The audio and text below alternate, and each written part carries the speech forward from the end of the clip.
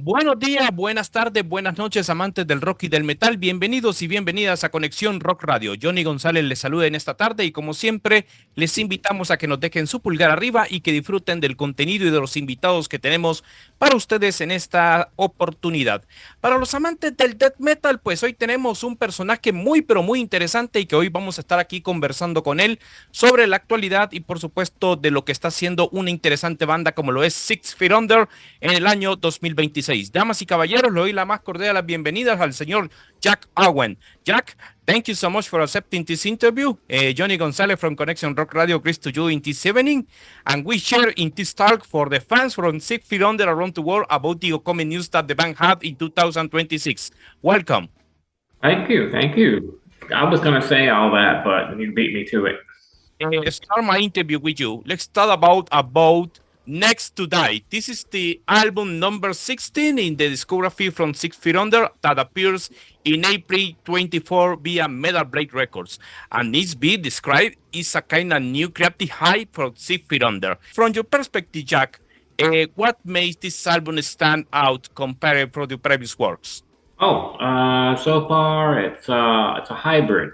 There is a side of death metal and a side of groove metal. So we're kind of combining what we did on the last album, Killing for Revenge, with maybe what Six Feet Under sounded like on the first two or three albums.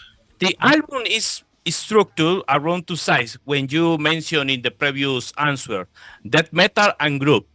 How did you approach composing with that dual concept in mind? We had a whole album of death metal written, but all the songs weren't good. So we got rid of a bunch of those, and Chris Barnes decided to try a little group metal. So I just looked at the tempos on the first two albums and set that on my drum machine and started writing in that. So we just said side one, death metal, side two, groove.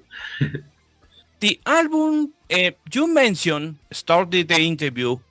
The fans are expecting a kind of aggressive death metal songs in this new album and later incorporating group elements. At what point did you realize the album needed this kind of balance in your music? Since we did the last album was very death metal, fast death metal with blast and everything, and we like all kinds of metal, from slow doom and stoner rock to thrash and speed and death. So it was nice to incorporate something a little different in the album on side two. How was the songwriting dynamic between you and Chris Barnes in this time, especially considering you don't discuss the lyrical themes beforehand? How was the chemistry between you and Chris for make songs in this new album? Yeah, we think there would be a little overlap in topics in the lyrics, but so far we haven't run into that problem. We both write from a horror perspective, maybe a little bit of gore here and there, but there's so many true crime and horror topics in the world that I don't think we have a problem overlapping. And as far as what I write, musically, he's usually okay, maybe 75% of the time with a song I'll write and send it to him. Usually get a yes and rarely get a no, luckily. We know that you released the first track or the first single, in this case, the Unmystical Smell Death. By the way, it's a nice sight that the fans are expecting a good album from Six Feet Under. What can the fans expect for the rest of the album in terms of intensity and variation?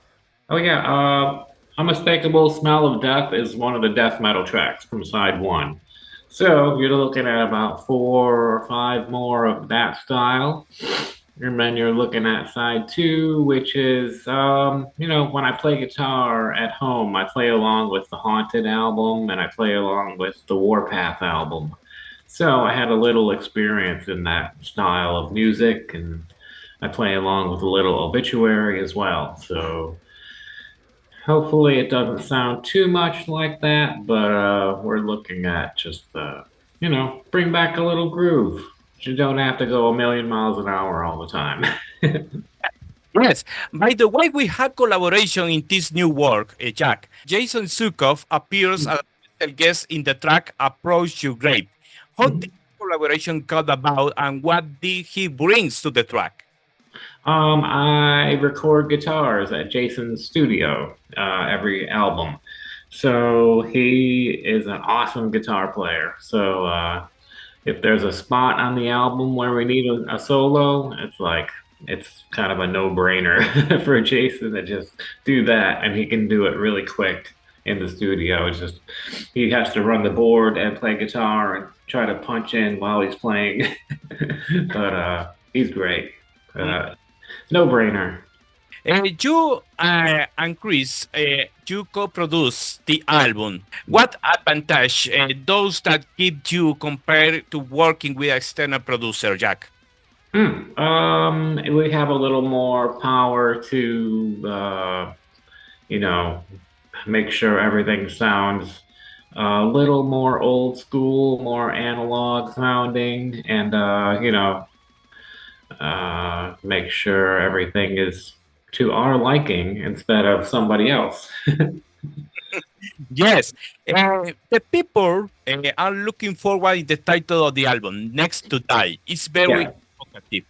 Does it reflect a central theme of the album or more of a general atmosphere around the tracks?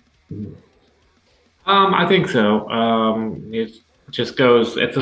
One of the songs is called "Next to Die," and it's kind of a theme. It's like that's the next album, and you may be the next to die when you hear it next. Yes, I must say to you that Mark Lewis handled mixing and mastering the new album. I want to know, Jack, how important has his role in shaping the final song on Next to Die? Very important, because we have 5 different studios where people record. Me and Chris record at recording studios, and the other 3 guys record at home on their own recording software. So when you put all the files together, it's very technical to take it all apart, EQ everything, fine tune everything, get all the levels right. So yeah, Mark Lewis is very experienced with that. Yes. By the way, this is your third work with Chris since you reunited in 2017. Where your first album was Nightmares to the Discompose in 2000. I want to know, Jack, how was your chemistry involved over the time with Chris and joining with 6 Feet Under until today? Yeah, it's about the same as really back in the days when we were together in Cannibal Corpse. He's open to any ideas that I have. I'm fine with the ideas that he has. It was fine like that in Cannibal, and it's pretty much picked up where it left off on Nightmares of Decomposed. So it's just like a brotherhood that we have. We're like family since we've known each other for so long. I agree with you. I am a huge fan. I must say to you, I am a huge fan of your work and Chris in your early works with Cannibal Corpse, of course, and of course, currently with 6 Feet Under. I remember my first album when listening to the band, it was Great Jack Classic Part 3. And now, I want looking forward to listening to Next to Die. 6 Feet Under has been active since the on the 90s, Jack. How do you keep the tone fresh while staying true to the band's identity until today? Yeah, I'm not sure. We don't want to change things too much. Since we have the same writers, me and Chris, on the last 3 albums, it kind of has a continuity to it. But hopefully each album has its own identity. So we're looking at keeping things fresh, but also like keeping the vibe of 6 Feet Under alive, kind of. currently, looking at the track list titles, like example, mutilated corpse in the woods and skin coffins, are very vivid.